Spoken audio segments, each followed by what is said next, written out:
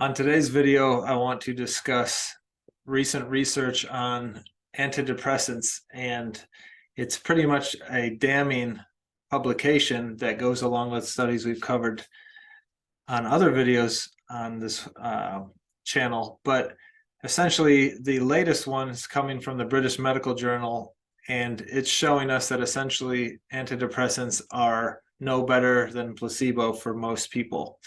And this fits what we've talked about in the past regarding the serotonin hypothesis of depression and how that hypothesis has never been borne out by the research to be truthful. And it helps us understand why, although 1 in 8 people in the United States are on antidepressant medications, many people stay on them for life and are not helped. So this begs the question, how can we do better? And we will work on proposing an answer to that today. But first, let's look at the research.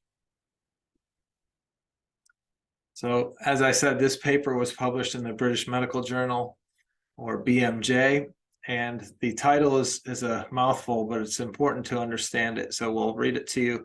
The title is Response to Acute Monotherapy for Major Depressive Disorder in Randomized Placebo-Controlled Trials Submitted to the U.S. Food and Drug Administration, Individual Participant Data Analysis. So what this is this paper is a paper looking at 232 other papers submitted to the FDA between 1979 and 2016, assessing the effectiveness of SSRIs, or antidepressant medications, for major depressive disorder. And this is important because these are all the randomized double-blind placebo-controlled trials on SSRI submitted to the FDA, and the FDA is the governing body in the US that approves a medication or not. So essentially, this is the Bible, or the book on antidepressants and their efficacy or lack of efficacy. So looking at from 1979 to 2016, all of those studies included 73,388 adults and child participants. And the conclusion I've highlighted for you is essentially that only 15% of participants have a substantial antidepressant effect beyond a placebo effect. What does that mean? Well, first, it's important to know that the placebo effect is the best studied strategy of all time, and is the most effective drug of all time, I guess we could say. So the placebo effect is essentially someone takes a medication and gets better because they believe the medication works, whether or not the medication works, right? So if we gave you a sugar pill and said that it was Prozac and you were depressed and you believe that Prozac works, then you would have a placebo effect from that sugar pill, and you would get better and be less depressed, even though there's zero actual active medication in that pill. And so this study said only 15% of participants have a substantial antidepressant effect beyond placebo effect. If we look at that visually, it looks like this. And so on the left-hand side, you can see they're looking at patients with mild depression. And if we look at where it's the red curve is the drug effect on a patient's depression, and the gray curve is the placebo effect, and the gray becomes dark red where the pink and the gray overlap. That's the gray. Okay, so you can see essentially the curves fit each other, and if you have mild depression, there's really no difference between the drug impact and the placebo effect on your case. You get better either way. So in that instance, it'd be better to take the sugar pill or the placebo, because there's no adverse side effects or risks with that, whereas the SSRI, Prozac, for example, does come with potential side effects and adverse effects. So if it's not doing anything more for you than a placebo would, then it becomes 100% risk. If we look at the right-hand side, and you see in patients with severe depression, the effectiveness of antidepressants compared to placebo, again, it's essentially not different. Okay, we've got the red curve here we've got the gray curve here, they overlap, and the red line would be the average drug impact, the dark line would be the average placebo impact, and they're essentially the same. So again, you know, of the 73,000 plus patients studied, only 15% had an effect that was worth taking the medication compared to just a sugar pill or placebo. So the other 85% of patients, had increased risk, were exposed to unnecessarily increased risk to the side effects and adverse effects that come along with the drug, even if you don't get a benefit. So, what can we do other than take an antidepressant, or why, I guess if we back up, why doesn't, after all this research and all this propaganda and marketing on these drugs that they are effective, why isn't the science bearing that out? And the reason is because the antidepressants are prescribed and based off of a hypothesis of what causes depression called the serotonin hypothesis. And that hypothesis can also be called the monoamine hypothesis. And I've covered that in other videos on YouTube, and you can check them out by searching these titles. And I also talk about it. I also talk about it in my book in chapter 4, called The Autoimmune Answer. You can find it on Amazon. So the serotonin hypothesis is also called the monoamine hypothesis. And what that talks about is essentially the antidepressant or the SSRI drug industry is built on the hypothesis that depression is caused by insufficient amounts of serotonin. And so if we give you an SSRI medication, SSRI stands for selective serotonin reuptake inhibitor.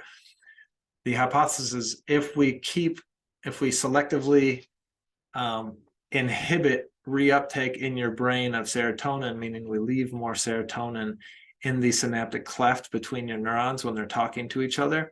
If we leave more serotonin in there, you'll be less depressed, is the hypothesis. And so an SSRI medication such as Prozac does just that, or is built to do that, is to keep more serotonin in the synaptic cleft so your neurons are stimulated by serotonin more often and you don't get depressed. But what the research has shown is that that's not why depression occurs. And as this research shows, doing that with the medication isn't creating any difference for patients beyond placebo.